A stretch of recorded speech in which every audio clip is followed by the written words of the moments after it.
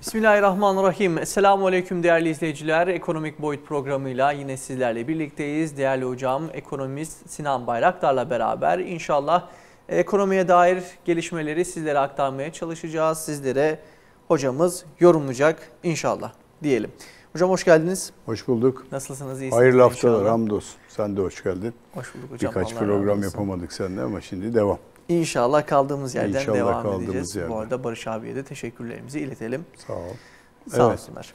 Evet hocam, geçen haftadan bu yana haftalık değerlendirmeye baktığımızda ne gibi gelişmeler oldu ekonomide?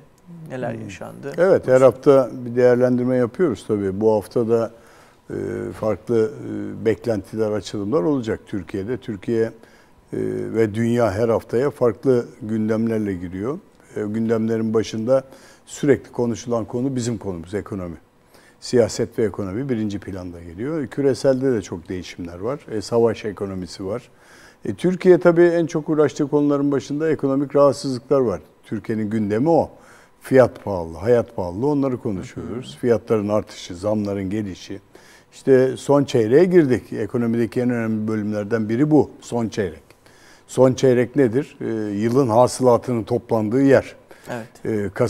Ekim, Kasım, Aralık ayları, Hazan ayları ve tabii ekonomide de son tortuların birikip hani baz etkisi dediğimiz dönemler bu dönem. Bu dönemde baktığınız zaman son çeyrekte ilk 3 çeyreğin bütün birikimleri son çeyrekte değerlendirilir. İşte evet. Ekim, Kasım, Aralık ayı son dönem böyle bir ay. Tabii ki çok konuşulan konular var. Bir de tabii bu aylar tatillerin bittiği, insanların iş hayatına döndüğü, işte yedik içtik şimdi çalışalım dediği, hani Ağustos'un aylarında cırcır böceği gibi hazır yiyip tükettiği aylar şimdi çalışma aylarına geldi. Haftalarımız öyle geçiyor. Tabii ki gündemde sürekli olan konuları analiz ettiğimizde fiyat artışlarıyla Türkiye'nin geleceğe bakıştaki konuşulanlar her hafta bir değerlendirme çıkıyor. Tabii ben bağlıyorum çoğu zaman da ekonomik programımızı biliyorsun siyasilerin konuşmalarıyla. Evet. Siyasilerin meydana çıkmaları, meydanlarda yer almaları arttı. Oldukça fazla söylem yapıyorlar. O söylemlerin her biri kanunlarla ilgili, hele hükümetin, icraatın başındakilerin söylemleri fiyatları etkiliyor ve geleceğe insanların beklentilerini değiştirebiliyor. Çünkü ekonomi beklentiler üzerine kuruluyor. O beklentileri her hafta yönetmeye çalışıyoruz. Tabii bu arada her türlü gündemi oluşturan birinci madde yine zamlar ve fiyat artışları oluyor Türkiye'de. Evet, maalesef ki yani hakikaten çok büyük sıkıntı yaşıyor insanlar. Tabii ne olacak? Türkiye'nin hali ne olacak? Halimiz geçinebileceğiz mi? İşte işin içine EYT'ler, asgari ücretler, memur maaş zamları gibi zamlar giriyor. Türkiye tabii dünyada aşırı enflasyon yaşayan bir ülke. Kendini götürüyor ki yani bu son arada. Çeyrekte enflasyonun yansımalarını belki Ocak ayında net bir şekilde görmek olsun, memur maaşlarına yapılacak zamların ne kadar olacağına dair son çeyrekte belirleniyor diye biliyorum. Diğer yapılacak zamlar da hemen hemen bu dönemde yapılacak gibi görünüyor. Yani Ocak ayıyla beraber bizleri yine zamlar bekliyor gibi duruyor hocam. Tabii çok yani zaten yeniden değerleme oranı çıktı %122. Yeniden değerleme oranı gelince bütün harçların buna göre değerlendirilmesi gerekiyor. Buna göre değerlendirilen bazı harçlarda ciddi artış var. Pasaport harcı, ehliyet harcı, diğer işte noter harçları, vergi resim harçlar hepsi bu yeniden değerleme oranıyla arttırılacak. Ciddi bir yük var tabii. Trafik cezaları. Ona itiraz etmiyorum. Ciddi ceza yani o artsın, artabildiği kadar artsın. Trafik cezaları artacak. Diğer harç ve resimlerin hepsi artacak yılbaşında. Bu tabii kamudaki biraz yükü arttırıyor şu anda. Şöyle arttırıyor. İşte pasaport çıkaracaklar, nüfus müdürlüklerine müracaat ediyorlar. Ehliyet çıkaracaklar, bir an evvel zamsız alalım diye biraz iş yükünü artıyor. Bu aylar, hareket ayları. Tabii söylediğin gibi vergi resim harçlar ve enflasyon tartışılıyor şu aralar. Evet. Malum yani enflasyon işte. Geçen TÜİK yine açıklama yaptı bildiğiniz üzere. Enflasyona 3.75 oranında yine bir ekleme, yani eklemeden kastım bir yükselme söz konusu. Toplamda hemen hemen %84'ü bulan 85 miydi? 85,51. 85 do. 85,51'lik bir enflasyon verisine göre bir de ENAK kendisi açıklıyor da %185. ENAK'ı zaten civarı çok aşırı boyutlarda. Belki gerçeğe yakın olan o TÜİK sepetinde ENAK sepeti de var. Aynı sepetten gidiyorlar ama TÜİK gerçekçi açıklamıyor tartışmaları var. Evet. Yani açıklasa ne olacak ki? 85,51 zaten yüksek bir enflasyon. Tabii. Hani onun 150 olması bir şeyi değiştirmeyecek Türkiye'de. Ben şeye bağlıyorum onu. Yani sanki alıştık gibime geliyor. 85'leri gören TÜİK'in verileriyle bir enflasyon hız kesmediğine göre hız kesecek falan deniyor biliyorsunuz. Evet. Her dönem hız kesecek. Şimdi Aralık ayında düşmeye başlayacak diyor Sayın Nebati. Bekliyoruz. Yani Aralık ayını bekliyoruz. İnşallah. Nasıl düşecekse 85 aşağı nasıl gelecekse ben de merakla bekliyorum onu. Kolay değil onu düşürmek. Yani şöyle düşüremezsiniz onu. Maaşlara ve diğer şeylere zam yaparak enflasyon düşmez. Aksine artar. Yani harcamayı arttırırsınız. Bugün asgari ücrete şimdi bu enflasyonun ortalama etkisiyle, baz etkisiyle memur maaşları ve emekli maaşlarına bu etkiyle zam yapacaksınız. Hadi %60 yapmadığınız zaman kıyamet kopacak. Yani ortalamayı alacaklar. En azından aradaki farkı verecekler enflasyon farkı kadar. Yeni yılda 2023'te enflasyona uygun olarak insanların yaşam değerlerini arttıracak zamlar yapılması lazım. Evet. Bir tanesi de asgari ücret işte söylentileri başladı. Yani siz işte 5.500 liralık asgari ücreti 8-10 bin lira civarına çıkarırsanız %85 enflasyona göre vazgeçtim 85'ten 50'den yukarı ki geçen sefer 50 yapılmıştı ki bu 60-70 civarında bir asgari ücret artışı gelecek en az. Gelmesi gerekiyor. Bu arada tabii firmaların maliyeti artıyor. Yani bir %60 yaptığı zaman enflasyona asgari ücrete enflasyon hız kesmez. Harcama artar. Harcama daha da yüksek artar. Bu ne demektir? Piyasaya yeni para çıkaracaksınız demektir. Yeni zamlar gelecek demektir. Zaten hazırlar. O her hafta şeyden dolayı listeleri hazırlıyor firmalar. Enflasyon hız kesemiyor maalesef ki. İnsanların hakikaten belini büktü. Bükmek üzere değil büktü. Gıda krizi geliyor peşinden. Onu da konuşacağız. Tabii dolayısıyla enflasyonun getirdiği bir ivme hala devam ediyor. İki tür var enflasyon hızı kesmediği zaman. Bir, alışverişe Türkiye'de olumlu etkisi var. Yani şeyler memnun. Satıcılar memnun gördüğüm kadarıyla. İki taraftan besleniyor. Eski bizim dönemimize göre enflasyonda e-ticaret yoktu. Yani enflasyon yüksekti. Sadece direkt nakit alımıyla mal, kredi kartı falan yoktu o dönemlerde. Şimdi nakit alımıyla malı temin etmek zorunda kalıyordunuz. Şimdi bir sürü mal alımında araçlar var. Karşılaştırma ve kıyaslama var. Enflasyon artacak diye mala bir hücum var. İşin açıkçası benim gördüğüm o. Yani çok lüks mağazaları ziyaret ediyorum. Lüksün altındakilere de bakıyorum. Bizzat yapıyorum bu araştırmayı. Sorarak yapıyorum. Anketlerle yapmıyorum ben bunu. Bizzat gidiyorum. Ciddi bir şekilde artışı var. Alışveriş artışı var. İlginç geliyor bana.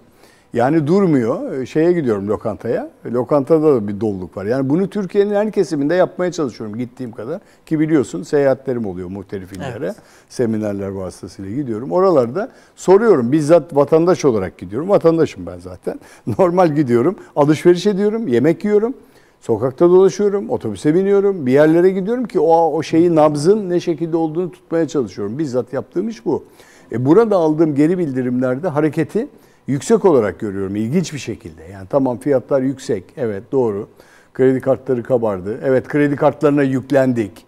Onlarla idare ediyoruz. Fakat kime sorsam iki tür alışveriş yapıyoruz. E-ticarete dönüyoruz internet üzerinden ki artık çok kolaylaştı. Yani her şeyi oradan almaya çalışıyoruz. 2, ucuz bulduğumuzu hemen alıyoruz ki zam gelecek korkusuyla.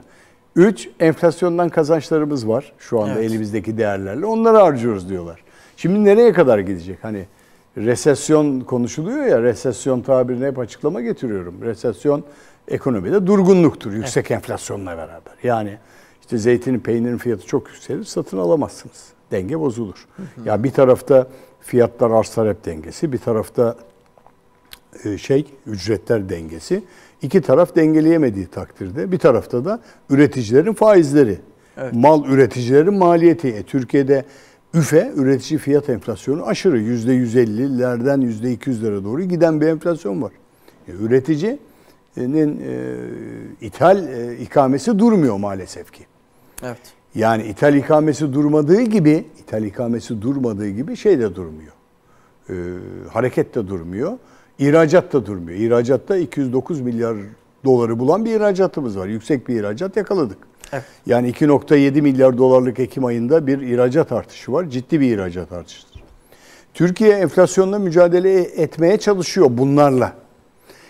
Buna rağmen durmuyorsa bir şey, ortada farklı sebepleri göreceksiniz. Bir, evet biz hep söylediğim bir şey var. Türkiye ekonomik model olarak enflasyonla büyümeyi hedefledi. Evet.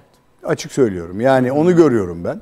Merkez Bankası'nın da önerilerinde o var. Biz baz ortalamada %60-70 civarında bir enflasyon yıl sonunda hedefledik Aralık ayında. Dolar kurunu 19 lira civarında hedefledik dediler. 18 küsur 19'a doğru gidiyor döviz kurları. 19 liradan 18 liradan ithalat yapıp da enflasyonu düşürme imkanınız yok. Evet. Bu bir. İkincisi burada şeylerin artışı da kesilmiyor. Yani faizlerin siz ne kadar Merkez Bankası tarafında düşürseniz de kredi hacmi olarak piyasaya verilen faizlerde düşüklük yok. Evet. Bu düşüklük olmayınca o tarafta da bir hareketsizlik geliyor. Yani ve krediye ulaşmada zorlanıyorlar firmalar. Şimdi krediye ulaşmaya zorladığınız zaman iki şeyi yaparsınız. Bir, sermaye arttırımda bulunmanız lazım. Patronlar enflasyondan kazandıklarını firmaya koymaları lazım. Ne kadar? Eyvallah. Nereye kadar ulaşacaklar? Yani bankalar kredi musluklarını açarak bir şey yapması lazım, hareketlendirmesi lazım. Olmayınca ne oluyor? Ürüne zam yaparak takviyeyi almak zorunda. Şimdi vergiler artacak. Vergi resmi arttığı zaman firmaların maliyetiyle artan ürün maliyeti enflasyona hız kestirmeyecek bana göre. Evet. Bana göre enflasyona hız kestirmeyecek. Şimdi ne yapman gerekiyor o zaman enflasyonu? Yani tüketici fiyatlarında çarşı pazarı düşürmen lazım. Bir takım tedbirler alınıyor konuştuğumuz gibi. Çözüm oldu mu? Olmadı. Olmadı. Yani siz şeyleri açtınız enflasyonla ilgili. İşte tarım kredi kooperatiflerini. Çözüm oldu mu? Hayır. Olmadı. Aksine daha pahalı. Zincir mağazalara cezalar verdik. İşte yüksek Yine fiyatla olmadı. satıyorsunuz. Denetleme yaptık. Herkesin başına polis dikemedik. Oldu mu? Yine olmadı. Yani olmuyor. Yani gördüğüm kadarıyla olmuyor. Ben markete gittiğim zaman düşen bir fiyatla karşılaşmıyorum. Yaklaşık 2-3 yıldır. Evet. Yok böyle bir şey. Varsa bana biri söylesin. Yani şu fiyat düştü desin bana. Yok öyle bir şey. Mümkün değil. Olmayacağını da biliyorum. Yani hayal kurmanın anlamı da yok.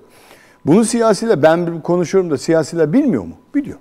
Evet. Dolayısıyla onlar da bir takım hedeflemeler içindeler. Türkiye hakikaten çok ilginç bir kulvara girdi. Bu enflasyon ve diğer konuşmalarla beraber Ahmet. Yani bir siyasilerin beklentileri 2023 şurada nereden baksanız yarım seneden az kaldı. Belki erken seçimde yaparlar Mayıs aylarında falan yaparlarsa. Haziran ayında seçime girecek Türkiye. Bir iktidar değişikliği bekleniyor, beklenmiyor. Mevcut iktidarla gidilecek deniyor falan anketlerle devam ediyorlar. Türk halkı da büyük bir seçime girecek bu sene. 20 yıllık bir iktidarla ilgili. Bu bütün dengeleri bir tarafa doğru çevirecek. Yani dünyadaki bakış açısı da Türkiye'nin üzerine. Türkiye önemli bir ekonomi. Yani diğer şeylere baktığınız zaman dış ekonomistlere Türkiye hakkında çok olumsuz veriler üretmiyorlar. Ancak dün IMF'in açıkladığı şeyler. Türkiye faizleri arttırmalı diye IMF'in şeyi var. Tavsiye raporu var. Evet. Yani kredi faizlerini çok düşük tutuyorsunuz. Yani Merkez Bankası'nda. Arttırmanız gerekir. Bu yolla enflasyonla mücadele edemezsiniz diyor IMF. Bizimkiler de farklı şey söylüyor. Peki bir şey soracağım hocam. Direkt hazır konu buradan açılmışken. Faizleri arttırılması gerekiyor deniliyor ya işte enflasyona baktığımızda. Evet. Şu an misalen enflasyon %85 küsür dolaylarında. Faizlere baktığımızda yani resmiyette %16, %17, %14 civarlarında ama diğer türlü %25 civarlarında, evet. %30 civarlarında, 30 civarlarında veriyorlar. Yani fark hemen hemen %50'lik bir dilim farkı var. Fakat buna rağmen geçtiğimiz günlerde açıklama yapıldı. %400 oranında kar açıkladılar bankalar. Evet, bankalar yüksek yani karlı. Bu bir çelişki değil midir? Hayır, şöyle Yani bankaların gelirleri şey açısından yüksek. Bankalar kredi kartı ve diğer hizmet gelirlerinden yüksek gelir elde ediyorlar. Bankaların karlılığı yüksektir.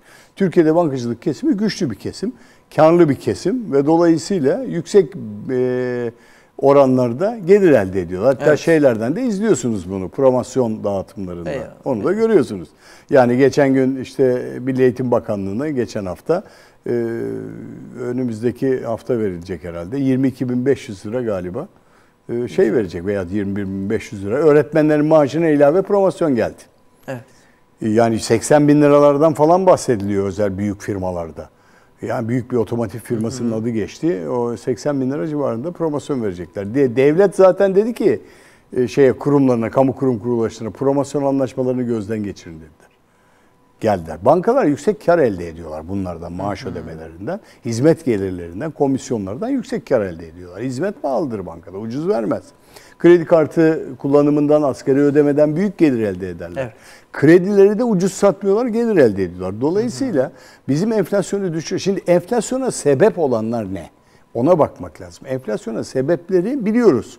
Yani tekrar burada ekonomi anlatmanın anlamı yok. Enflasyonun sebepleri var. O sebeplerin başında enflasyonun Türkiye'de tetiklenmesinin ana nedenlerinin başında bahaneler yok. Bahanelerle giderseniz bir yere varamazsınız. Bahaneler evet. Pandemi geldi, dünya krizi çıktı falan filan var ama Türkiye'de en büyük olaylardan biri ithalatın hız kesmemesi, kurların yüksek olması. Yani bugün siz 18 liradan bir girdi sağlayıp enerjinin de yüksek maliyetlerle buna bağlı olarak artması nedeniyle enflasyonu düşürme olanağınız yok. Yani dünyaya baktığınız zaman enerjilerden ve mal tedarik arzından artan enflasyon var dünyada. Amerika'da %11'lerden bahsediliyor. Avrupa Birliği %8-10'lara çıktı. Hiç zam yapılmadan geliyor bu.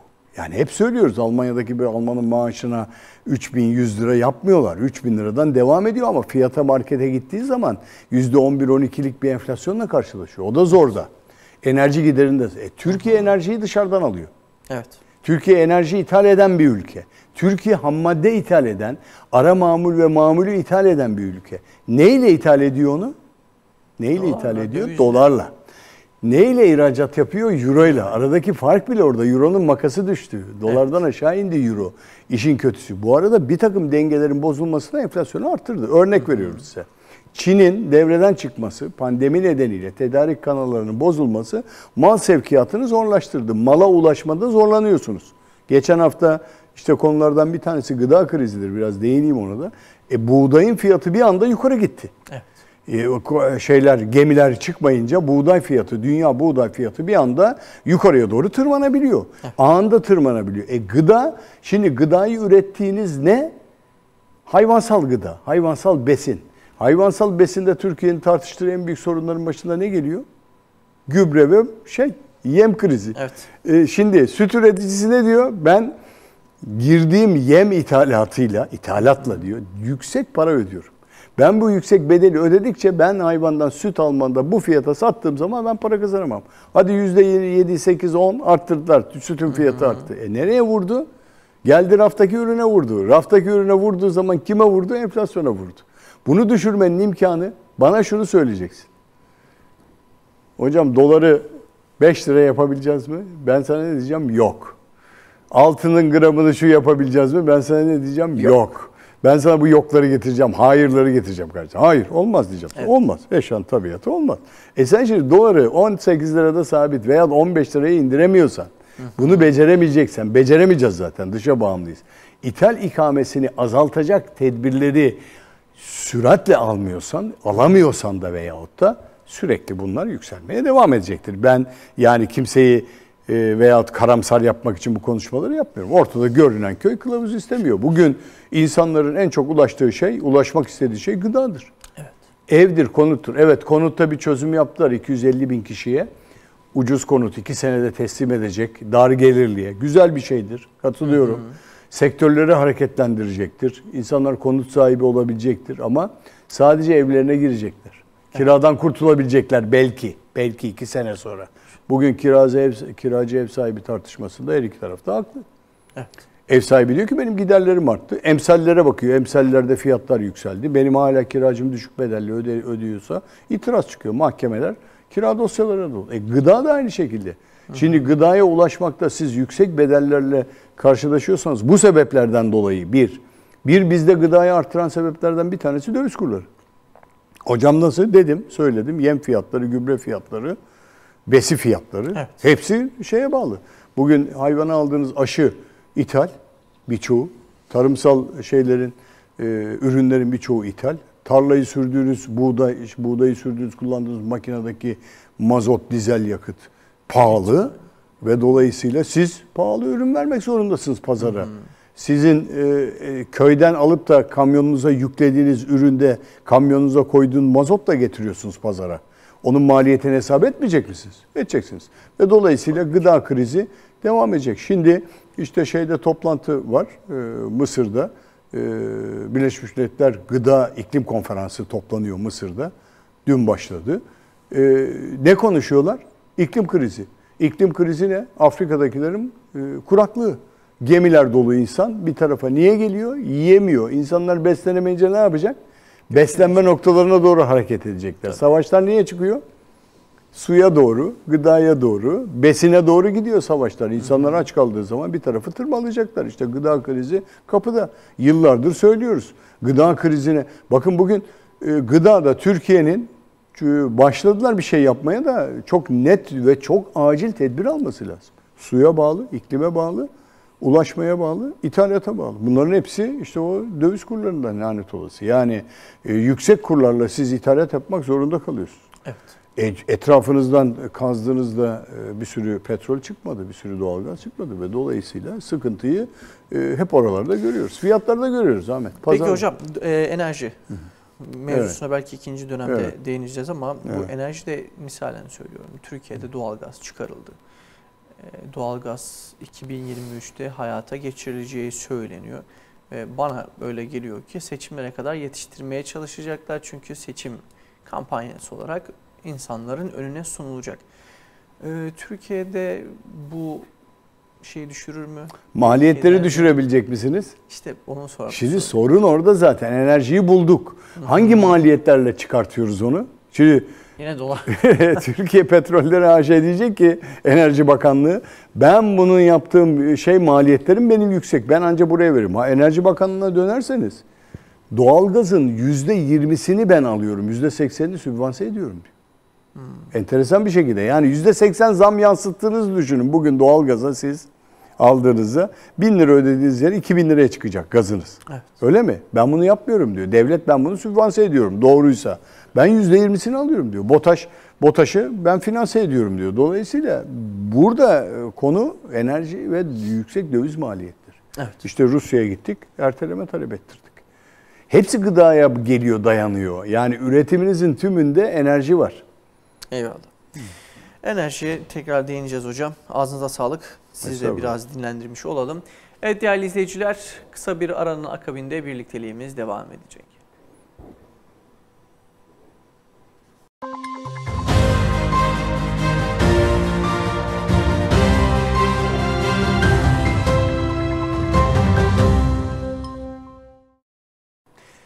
Evet değerli izleyiciler, kaldığımız yerden devam ediyoruz. Değerli hocam ekonomist Sinan Bayraktar'la beraber ilk bölümde haftalık değerlendirme, gıda krizi ve enflasyonu konuştuk. İnşallah ikinci bölümde biraz enerji krizine değinelim. Girişi enerji kriziyle yapalım. Evet hocam, Avrupa enerji krizinde diyoruz. Evet. Rusya'nın doğalgazı kesmesiyle Türkiye'nin aslında belki en karlı çıkan kişi Türkiye oldu diyebiliriz. Türkiye'ye yönlendirdi. Türkiye'yi dağıtımcı yer olarak konumlandırdı. Avrupa'da kısıtlamaya gitti. Rusya'nın doğalgazı kesmesiyle beraber bazı belediye dairelerinde artık enerjide tasarrufa gidildi. Avrupa'yı ne bekliyor ve Türkiye'nin bu konuda olumlu bir tarafı var. Türkiye'ye olumlu tarafı yani halka nasıl yansır diye sorayım. Buyurun. Şimdi dünyadaki en büyük sıkıntıların başında ilk bölümde konuştuk ya gıda krizi. Altında enerji var. Enerjiyle ilgili sıkıntı var. Hakikaten çok büyük sıkıntı. Yani savaşla beraber gelen bir sonuç. Petrolle devam eden ikinci sonuç. Yani evet. Rusya'nın petrol arzındaki yasaklamaları, Amerika'nın bu işe işte ambargo koyması gibi bir takım sonuçlar Ukrayna Savaşı ile ilgili bugünün şartlarını oluşturdu. Enerjide hakikaten çok büyük sıkıntı var. Daha da devam edecek. Şimdi dünya enerjiyle dönüyor. Yani enerji olmasa üretim olmaz. Evet. Üretim olmasa tüketime yansımalar kötü olur. En basitinden 3 yıllık, 3-4 yıllık bir pandemi bulaşma süreci, bir hastalık sürecinde dünyanın neler yaşadığını gördük. Şimdi enerjiye birkaç açıdan bakmakta yarar var. Ben enerji uzmanı değilim ama ekonominin en önemli motorlarından birinin enerji olduğunu biliyorum. Çünkü enerjiyi üretmediğiniz takdirde, üretemediğiniz ve ucuza mal etmediğiniz takdirde ürettiğiniz ekonomiye değerler hep pahalı olacak. Evet. Katma değer yaratamazsanız sıkıntı gelecektir. Bugün enerjinin baştaki en önemli aktörü doğalgaz ve elektrik. 2 tane aktör var enerjide. Bu doğalgazın ne malum olduğu ortada. Yani yer altından çıkan, Rusya'nın egemenliğinde olan, Rusya'nın büyük oranda dünyayı, Avrupa'yı özellikle beslediği bir yer. Euro bölgesi Maliye Bakanları dün toplantıya başladılar. Orada Euro bölgesindeki üye ülkelerin 2023 yılı bütçelerinde oluşturdukları enerji destek programlarını görüşmeye başladılar. Niye? Çünkü çok büyük sıkıntıya girdiler. Enerji kısıtlaması, enerji depolaması. Bakın bugünlerde havalar ılıman gidiyor. Avantajlılar. Evet. Yani eğer soğuklar Kasım ayında başlasaydı stokları daha fazla tüketeceklerdi ısınma nedeniyle. Şimdi ısınma halkın en önemli tarafı. İkincisi sanayicinin tarafı var, üretim tarafı var. Şimdi Almanya %60 enerjiyi şeyden alıyor, doğalgazı, Rusya'dan. Rusya Kuzey Yakın projesinde kısıntıya gitti. Bahaneler üretti. İşte sabotaj oldu dedi, bilmem ne oldu dedi, kesti. Ve dolayısıyla başladı sıkıntılar. Şimdi Avrupa ülkeleri iki elleri başı arasında düşünüyor. Alternatif enerji ne var? Maliye Bakanları yeni bütçeler oluşturuyorlar enerji konusunda. O nedir? Baktığınız zaman enerjideki sıkıntının resesyona yani durgunluğa sebep olduğunu görmeye başladılar. Şimdi duruyor, ürün üretimi duruyor, üretim duruyor ve dolayısıyla sıkıntı Avrupa'ya kötü oranda yansıyor. Evet. Uluslararası Enerji Ajansı Avrupa'ya acil doğalgaz çağrısı yaptı. Dikkate alın dedi. Acil eylem çağrısı yapın dedi. Doğalgaz arzındaki eksikliğine dair ciddi sıkıntı olacak dedi sizde. Şimdi bu nereye yansıyor? Halka yansıyor. Halk ne görüyor? Ya ne olacak, üşüyeceğiz mi? Ne olacak, geçinemeyeceğiz mi? Ne olacak, fabrikada beni işten mi çıkaracaklar? Bakın enteresan krizler geliyor. Yani bugün elektrik doğalgaza bağlı üretimde büyük oranda. Şimdi ne yapmaya başladılar? Avrupa kapattığı nükleer enerji istasyonlarını devreye almaya çalışıyorlar. Sağlıksız olduğunu iddia ettikleri, tehlikeli oldukları, yıllardır kapalı tuttukları o santralları devreye almaya çalışacaklar. Hiç istemedikleri halde. Devreye girmeye başladı. Aktivistler. Evet. İşte tablolara bilmem ne atıyorlar falan filan bunları devreye almayın diye. O kadar kötü bir duruma geliyor ki şimdi bir tarafta üretmek istiyorsunuz. Üretmeniz için bunları kullanmanız lazım. Kullanıcılar tamam ben mal istiyorum, ürün istiyorum bana ürün ver ama bununla yapma diyor enteresan bir şekilde çevre duyarlıları. Ortada berbat bir durum var. Evet. Sıkıntı geldi. Bu sıkıntı giderek büyüyecek. Şimdi eğer siz doğalgazla çalışan bir üretim tesisi, demir çelik tesisi, otomotiv, ilaç sanayi ne olursa olsun hanginde üretim yapıyorsanız durdurmak zorunda kalacaksınız. Yarın öbür gün bunların bağlı olduğu tüm sektörlerdeki resesyonla beraber mal talebindeki artış nedeniyle, mal arzındaki üretimin düşüklüğü nedeniyle fiyatlar yukarı doğru gidecek. Evet. Avrupa bakın %11 enflasyonla bağırıyor. Biz %85 enflasyonla fısıldıyoruz.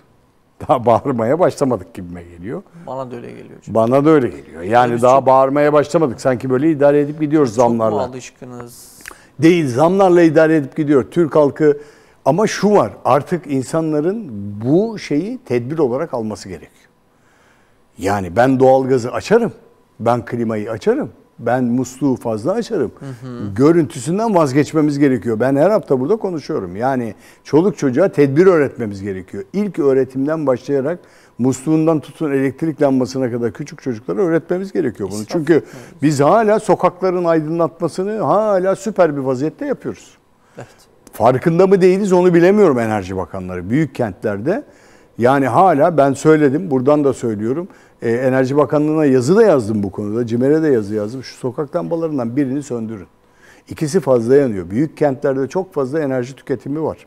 Aşırı bir şekilde. Binaların ışıklandırmasından tutun da şeyine kadar.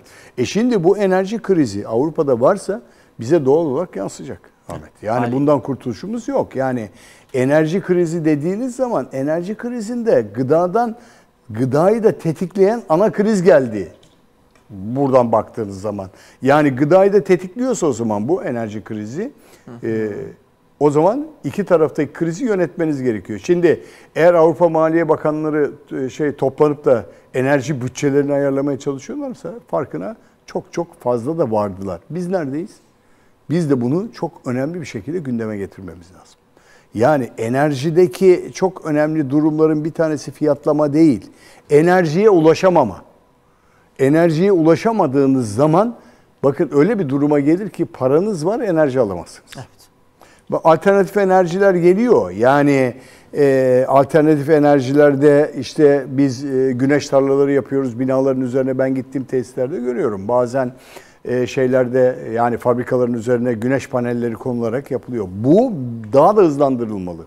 Yani güneşten ve alternatif enerjilerle daha fazla enerji. Ama büyük sanayi kuruluşlarını siz ağır sanayini doğalgaz dışında bir enerjiyle, nükleer enerji dışında çalışma imkanınız yok. Bakın Rusya ile ikinci nükleer Sinop'taki ikinci nükleer şeyini konuşmaya başladık. Evet. Oturduk masaya. 2,5-3 milyar dolarlık tesisler bunlar. Akkuyu'daki daha birinci ünite daha devreye alınamadı. Ve bu bittiği zaman tamamen bittiği zaman Türkiye enerji ihtiyacının %10'unu karşılayacak. Bakın %90'ı açıkta. İkinciyi yapacaklar bir %10 da oradan gelecek. %20 bakın küçük bir rakam değil.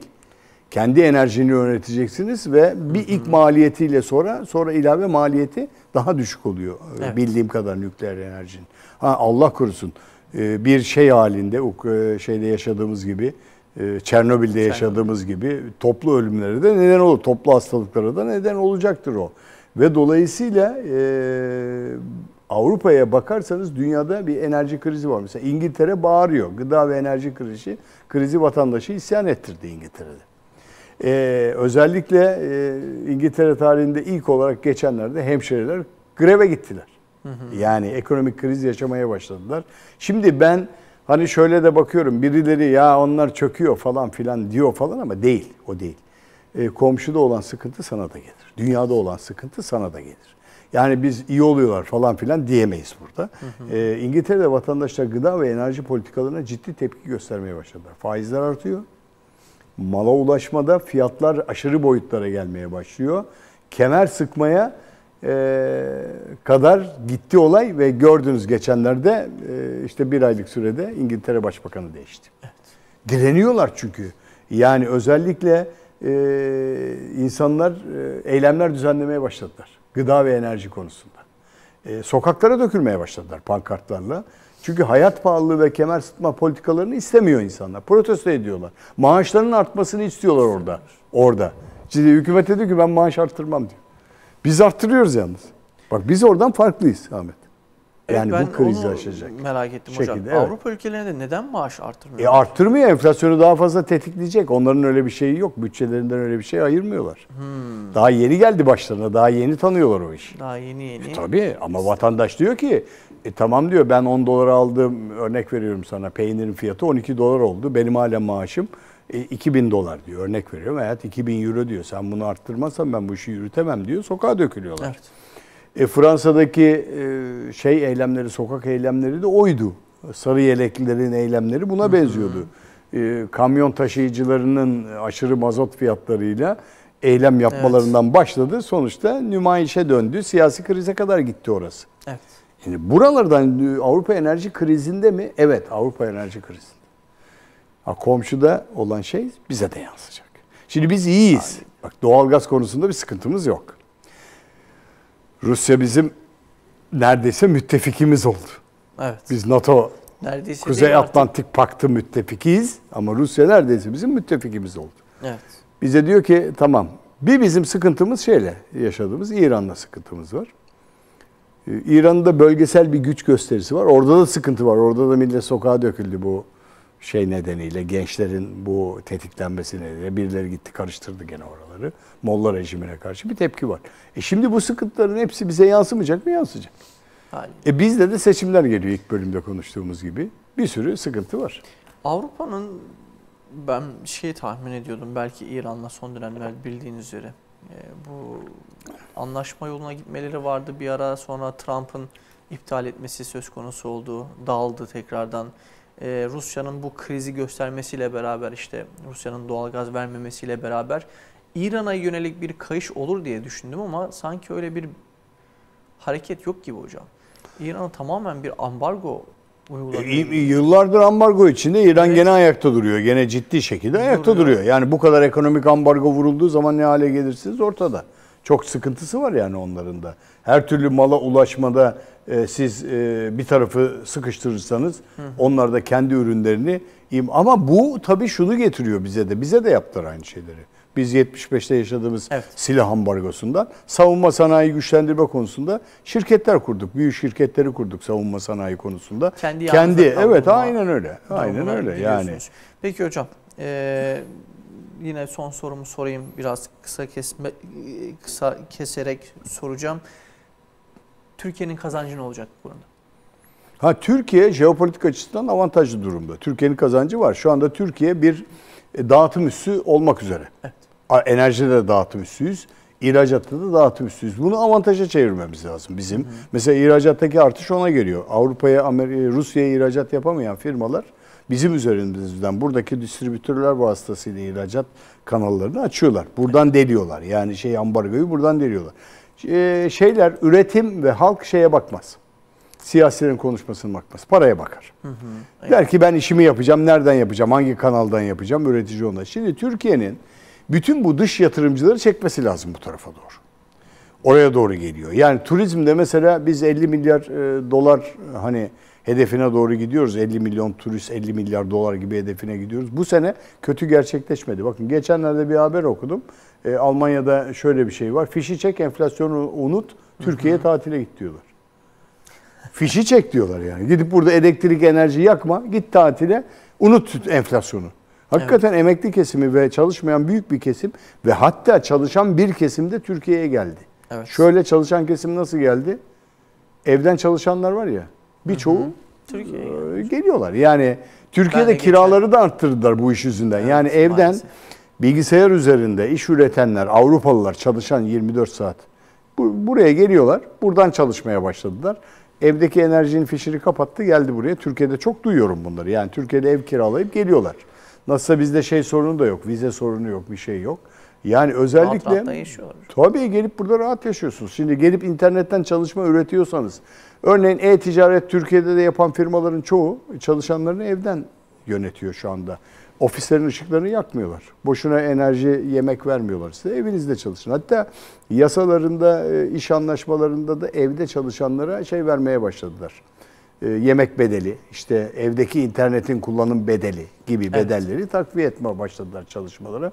Ve dolayısıyla burada baktığınız zaman bunlar hep dolayısıyla dediğim kelime odur. Yani birbirine, o bileşenler hepsi birbirine bağlı. Ahmet, onları hep birbirine bağlayarak hareket ediyorlar. İşte oradaki krizi buradan bu şekilde Türkiye avantaja çevirmesi lazım. Evet. Her kriz bir fırsattır baktığınız zaman. Bugün Çin'in durgunluğu, Asya'nın durgunluğu bekleniyor. Çin toparlanıyor, yavaş yavaş geçecek harekete. Türkiye lojistik olarak avantajlı duruma geçti. Dağıtım üssü olarak avantajlı duruma geçti. Bunun çıktıları bizim ihracata yansıyor, geliyor. Evet. Mesela otomotivde bir üs olarak kullanılabilir burası. Üretimde bir üs olarak kullanılabilir. Bizim geçen hafta devreye girmesi önemli bir Türkiye'deki dikkatleri çeken bir durum olarak da gündeme geldi. TOG'un devreye girmesi. Otomobil üretiminde. Tabii yani. Türkiye'nin artık göz bebeği diyebileceğimiz Vallahi yani elektrikli otomobil üretiminde bugün dünya artık oraya doğru gidiyor. Yani evet. Çin'de neredeyse herkes elektrikli araba kullanıyor. Elektrikli aletleri kullanıyorlar. Şeye baktığınız zaman Tesla dünyanın en büyük markalarından biridir. Almanya'da çok büyük üretim tesisi kuruyorlar.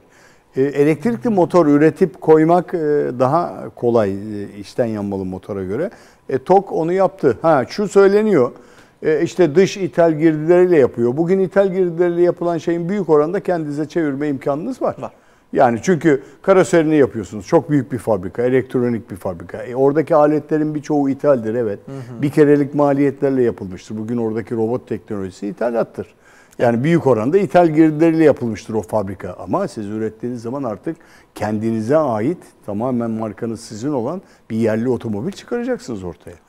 Trendler oraya doğru gitmeye başladı. Bütün kaymalar oraya gitmeye başladı otomotivde.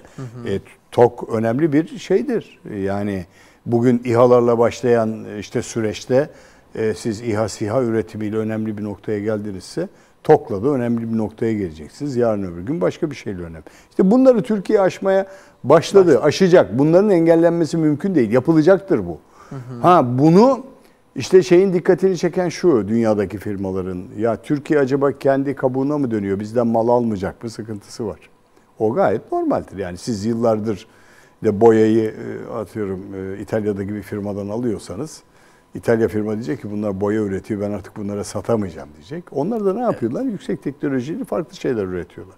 Bugün yazılım biz yapıyoruz. Evet. İşte bazı malların büyük bölümünü savunma sanayinde biz yapıyoruz. Demek ki bunlar yerliye döndüğü müddetçe, yerli taşı toprağı altın yapmak demektir bu. Siz o zaman enflasyonu konuşmazsınız. Şeyler yıllardır niye enflasyon konuşmuyor dünya ülkeleri? Kendileri üretiyor çünkü. Evet. Kendi katma değerleri. Yani onda cari açık yok, cari fazla var. Ürettiğini satıyor, para kazanıyor. Evet. Sen şimdi dükkandaki malında sürekli sattıklarında zarar edersen, sürekli zarar bir mal, yüksek faiz veyahut işte fazla yüksek girdilerle yaparsan sen zarar edersin maliyetten. Ve dolayısıyla nereye bindirmen lazım onu?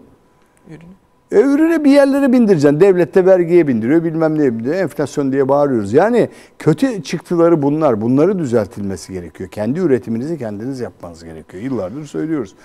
Biz işte o zaman neyi arttırmamız lazım? İhracat arttırmamız lazım. Yani katma değeri senin tarafından yüksek olan, dış girdileri az olan ihracatı arttırman gerekiyor. Bakın bugün tekstilde Türkiye ihracatçı bir ülkedir. Ama katma değer olarak baktığınız zaman tekstilin önemli bir bölümünde de ithal girdisi görürsünüz. Şimdi makineleri falan görün tekstildeki büyük hepsi oranda. İthaldir. Yani buradaki üretiminizi siz yapabilmek için gene dışarıya dövizle para aktarmış olursunuz. Aprenizi, boyanızı, ipliğinizin ham maddesini, polyesteri bir şey. Hep dışarıya para aktardığınız müddetçe ithal ikamesi artan bir şeyde siz maliyetlerinizi sadece işçilikle kar eden bir noktaya getirirsiniz. Evet, ihracat budur. Dünyanın hiçbir ülkesi de çok nettir ihracatta. Kendi ürünü kendisi yapmaz. Dış girdilerle taşeron kullanarak yapar.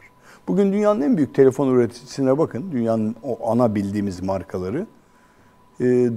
Dışarıda imalat yaptırarak, ithalat yaparak kendi ürünlerini temin ederler. Örneğin o telefonu elinize aldığınız zaman 7, 8, 10 ülkenin ürünü vardır üzerinde o telefonun. Evet. O GSM telefonun 8, 10 ülkenin işte ekranı Kore'dendir, çipi Tayvan'dandır, bilmem nesi bilmem nedendir. Şimdi o da yerli değil baktığınız zaman. O da yerli üretim yapmaz. Zaten yapamazsınız. Eşyanın tabiatında yok bu.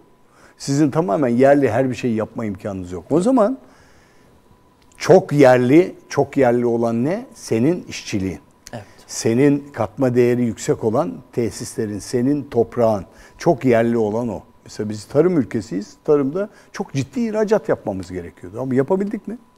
Hayır. Yapamadık. Yani bir tarım ülkesi olamadık. Şimdi enerjiyi de işte oradan getirdim ben buraya kadar. Yani enerjiyi kendin çıkaracaksın. Hani bizde açtılar, kapadılar, petrol olmadığı söylediler. Açtılar, kapadılar, gaz olmadığı söylediler. Yabancı açar kapatırsa, bulursa onu oradan çıkarmaz. Hayır. Peki hocam, Türkiye'de ihracat artıyor diyoruz ya mesela. Türkiye'de ihracat artınca Şu an enflasyon da yüksek. Hani ürünlerimizin değeri de yüksek. Acaba artışı o şekil görebilir miyiz? Tabii, Yoksa gerçekten tabii görürsün tabii. Yok ihracat artışı. Yani evet, bu önceden 10 liraydı, şimdi Evet. 20 liraya sattığımız için Evet. ihracat artıyor gibi görünüyor ama Yok, artıyor sanki gerçekten. karımız düşük mü? Değil. Birim bazında da artıyor ihracat. Yani şimdi bir kere biz kurlarla rekabetçi bir şeye geldik. Rekabetçi bir piyasaya geldik ihracat artışıyla. Yani kurlarımız dünyada rekabetçi bir kurla bizi bir yerlere götürüyor. Evet. İhracatçı bu kurlarla memnun ihracatta. Ama bu kurlarla ithalat da yapıyor aynı zamanda.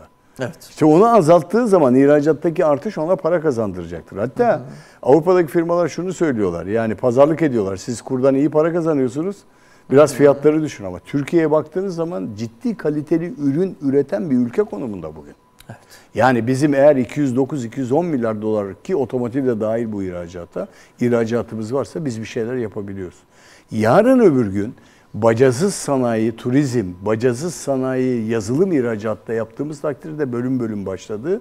Biz ihracatı önemli ivmelere kazandıracağız. Bugün teknoloji konusunda, teknokentlerde ve diğer yerlerde önemli kişiler yetiştirdiğimiz zaman biz onları da ihraç edeceğiz. Evet. Ben örnek vereyim.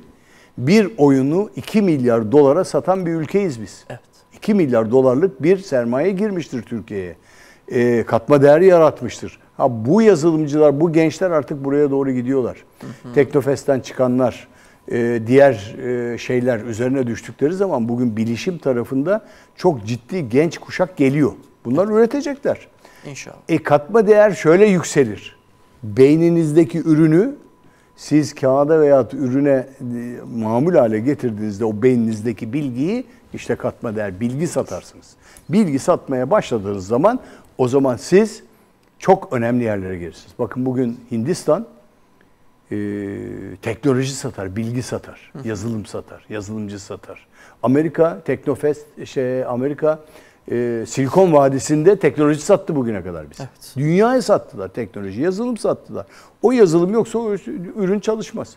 Şu kalemin içindeki yazılım yoksa bu kalem çalışmaz, bir işe yaramaz. Artık buraya geldi. Şu cihaz yazılım olmasa çalışmaz, mikroçip olmasa çalışmaz ve dolayısıyla ihracatın katma değerini arttıracak beyindir. Evet. Beyninizdeki bilgileri ne kadar geliştirseniz buraya iyi yansır. Bunun da adı eğitim. Eğitimi iyi yaparsanız iyi beyinler gelir, onlar da yansıtır ürüne. Bu kadar basit. Peki hocam, ağzınıza sağlık. Estağfurullah. Çok teşekkür ederiz. Her hafta konuşuyoruz böyle. İnsanlara bilgi sunmaya çalışıyoruz. Oluyor. Önemli olan bizim bildiklerimizi aktarabilmek, paylaşmak. Bu da bir şey. Bu da bir ihracat. Bilgi ihracatı. Buradan aktarmaya çalışıyoruz. Evet. Güzel bir şekilde aktarabildiğinizi düşünüyorum. Ağzınıza sağlık. Çok teşekkür ederiz. Sağ olasınız. Evet değerli izleyiciler, Ekonomik Boyut programının sonuna geldik. Haftaya aynı saatte görüşmek dileğiyle. Hoşça kalın. Allah'a emanet olun.